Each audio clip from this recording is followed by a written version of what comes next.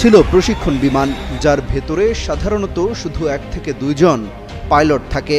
এটি খোলা মাঠে বা খেতে খামারে বিধ্বস্ত হলে সর্বোচ্চ 2 থেকে 4 জন হতাহত হতো।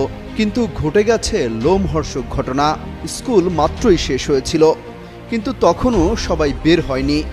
অনেকে আবার কোচিংয়ের ক্লাস শুরু করেছিল। ঠিক এই সময় ওই ক্লাসরুমের উপর আছড়ে পড়ে বিমানটি।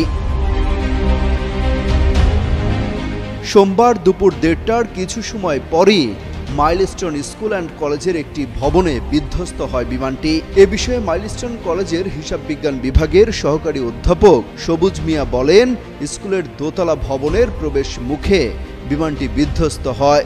তখন স্কুল ছুটি হয়ে গেছে, কিছু শিক্ষার্থী বের হয়ে গেছে, অনেকে ভেতরেই ছিল। বিমানটি বিধ্বস্ত হওয়ার পরপরই আগুন ধরে যায়। মুহূর্তেই ধোঁয়ার কুণ্ডলী বের হতে থাকে সেখান থেকে। আশপাশের এলাকা অন্ধকার হয়ে যায়। দুর্ঘটনাস্থলে থাকা লাকি আক্তার নামের একজন অভিভাবক জানান, তার 2 সন্তান এখানে পড়তেন।